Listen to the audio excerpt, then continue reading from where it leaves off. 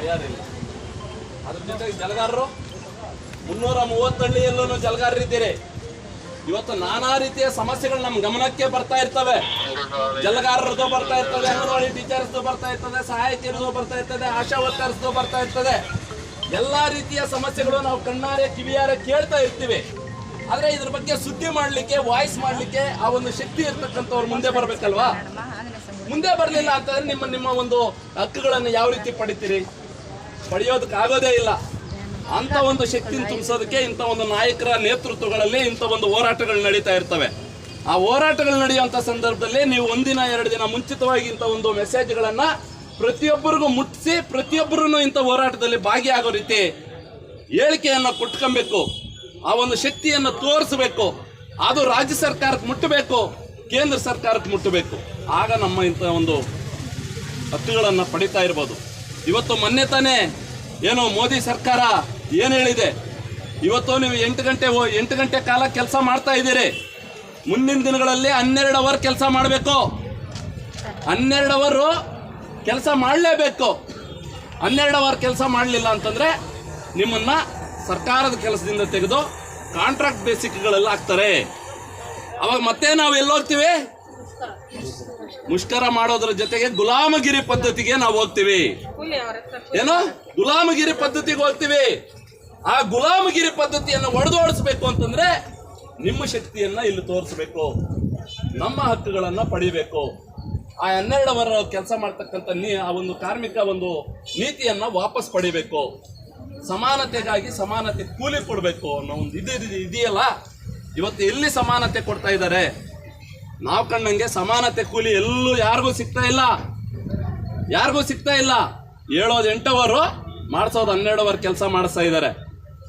ಎಲ್ಲಾ ಇಲಾಖೆಗಳಲ್ಲೂ ನಡೀತಾ ಇದೆ ಇದು. ಅದನ್ನು ಕೂಡಲೇ ಡಾಕ್ಟರ್ ಬಾಬಾ ಸಾಹೇಬ್ ಅಂಬೇಡ್ಕರ್ ಅವರು ಕೊಟ್ಟಿರ್ತಕ್ಕಂಥ ಸಂವಿಧಾನದಲ್ಲಿ ಅವತ್ತು ಏನು ಕೊಟ್ಟಿದ್ದಾರೆ, ಒಂದು ಮಹಿಳೆಗೆ ಯಾವ್ಯಾವ ಹಕ್ಕುಗಳು ಸಿಗಬೇಕು ಆ ಹಕ್ಕುಗಳನ್ನು ಕರೆಕ್ಟಾಗಿ ನಾವು ಪಡಿಬೇಕು ಅಂತಂದ್ರೆ ಹೋರಾಟಗಳ ಜೊತೆ ಕೈ ಜೋಡಿಸಬೇಕು. ಆ ಹಕ್ಕುಗಳನ್ನು ಪಡೆಯೋದ್ರ ಜೊತೆಗೆ ನಾವು ಇಂಥ ಒಂದು ನೀತಿಗಳನ್ನು ವಿರೋಧಿಸಿ ಮತ್ತೆ ಏನು ಈ ಒಂದು ಹೋರಾಟ ಪ್ರಾರಂಭ ಆಗ್ತದೆ, ಇಲ್ಲಿಂದ ರಾಜಧಾನಿ ಆಗಿರ್ಬೋದು, ದೆಹಲಿ ಮಟ್ಟಕ್ಕಾಗಿರ್ಬೋದು, ಅಂತ ಒಂದು ಹೋರಾಟಗಳಿಗೆ ಕೈ ಜೋಡಿಸ್ಬೇಕಂತ ಹೇಳ್ತಾ ನನ್ನ ಮಾತನ್ನು ಮುಗಿಸ್ತೀನಿ. ಜೈ ಭೀಮ್, ಜೈ ಕರ್ನಾಟಕ. ಪ್ರೋತ್ಸಾಹ ಕೊಟ್ಟು ಮತ್ತೆ ಕಾರ್ಮಿಕರ ರಕ್ಷಣೆಗಾಗಿ ನಾವೆಲ್ಲ ನಿಲ್ಲಬೇಕು ಅಂತ ಹೇಳಿದಂತ ಮಾತಾಡಿದಂತಹ ನಮ್ಮ ವಿಜಯಣ್ಣ ಅವರಿಗೆ ನಿಮ್ಮೆಲ್ಲರ ಪರವಾಗಿ ಧನ್ಯವಾದ ಹೇಳ್ತಾ ಇದ್ವಿ. ಅದೇ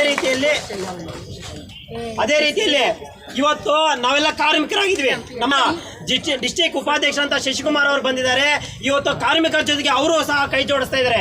ಯಾಕಂದ್ರೆ ನಮ್ಮ ತಂದೆ ತಾಯಿಗಳೇ ಕಾರ್ಮಿಕರಾಗಿರುವಂತದ್ದು, ನಾವು ವಿದ್ಯಾರ್ಥಿಗಳಾಗಿದ್ವಿ, ನಮ್ಮ ಸಮಸ್ಯೆಗಳು ಹೇಳ್ತೀವಿ, ನಾವು ಜೊತೆಗೆ ಇರ್ತೀವಿ ಅಂತ ಹೇಳ್ಬಿಟ್ಟು SFI ನ ಮುಖಂಡರು ಬಂದರೆ ಶಶಿಕುಮಾರ್ ಅಂತ ಅವರು 1-2 ನಿಮಿಷ ಮಾತಾಡಿದ್ರೆ ತಾವೆಲ್ಲರೂ ಕೇಳಿಸ್ಕೋಬೇಕಂತ ನಮ್ಮಲ್ಲಿ ವಿನಂತಿ ಮಾಡ್ತಾ ಇದ್ವಿ. ಇವತ್ತೇನು ಸಂಯುಕ್ತ ಹೋರಾಟದಲ್ಲಿ ನಾವೆಲ್ಲ ಭಾಗವಹಿಸಿ ಮುಷ್ಕರವನ್ನು ಯಶಸ್ವಿ ಮಾಡಬೇಕಂತ ಹೋರಾಟ ಮಾಡ್ತಾ ಇದೀವಿ.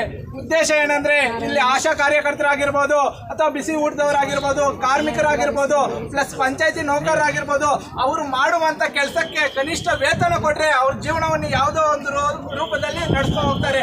ಆದರೆ ಇವತ್ತಿಗೆ ಏನು ಸ್ವಾತಂತ್ರ್ಯ ಬಂದು 47 ವರ್ಷ, ಏನೋ 70 ವರ್ಷ ಆಗ್ತಾ ಇದೆ. ಆದರೆ ನಿಜವಾದ ಸ್ವಾತಂತ್ರ್ಯ ನಮ್ಮ ಮಹಿಳೆಯರಿಗಾಗಿರ್ಬೋದು, ನಮ್ಮ ಯುವ ಜನತೆಗಾಗಿರ್ಬೋದು, ನಮ್ಮ ಕಾರ್ಮಿಕರಿಗಾಗಿರ್ಬೋದು ನಿಜವಾದ ಸ್ವಾತಂತ್ರ್ಯ ಸಿಕ್ಕಿದೆಯಾ? ಇಲ್ಲ. ಒಂದು ಹೇಳ್ತಾ ಇದ್ದೀನಿ, ರಾಷ್ಟ್ರ ಮಟ್ಟದಲ್ಲಾಗಿರ್ಬೋದು, ಅಂತಾರಾಷ್ಟ್ರೀಯ ಮಟ್ಟದಲ್ಲಿ ಆಗಿರ್ಬೋದು, ಚಿನ್ನದ ಪದಕ ಗೆದ್ದಿರುವಂಥ ಮಹಿಳೆಯರಿಗಾಗಿರ್ಬೋದು, ಅವ್ರ ಮೇಲೆ ದಬ್ಬಾಳಿಕೆ ಆಗಿರ್ಬೋದು, ಅವ್ರ ಮೇಲೆ ದೌರ್ಜನ್ಯ ಆಗಿರ್ಬೋದು, ಅವನ್ನ ನಿಲ್ಲಿಸೋದಕ್ಕೆ ಸರ್ಕಾರಕ್ಕೆ ಯೋಗ್ಯತೆ ಇಲ್ಲ ನನ್ನ ಪ್ರಕಾರ.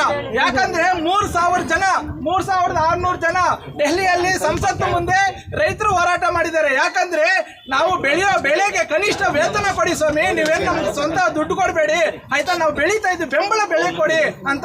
ಒಂದು ಕಡೆ ಆದ್ರೆ ನಮ್ಮ ಶ್ರೀನಿವಾಸಪುರ ತಗೊಳ್ಳಿ, ಶ್ರೀನಿವಾಸಪುರದಲ್ಲಿ ಮಾವಿನಕಾಯಿಗಳು ಹೆಚ್ಚು ಒಳ್ಳೆ ಫೇಮಸ್.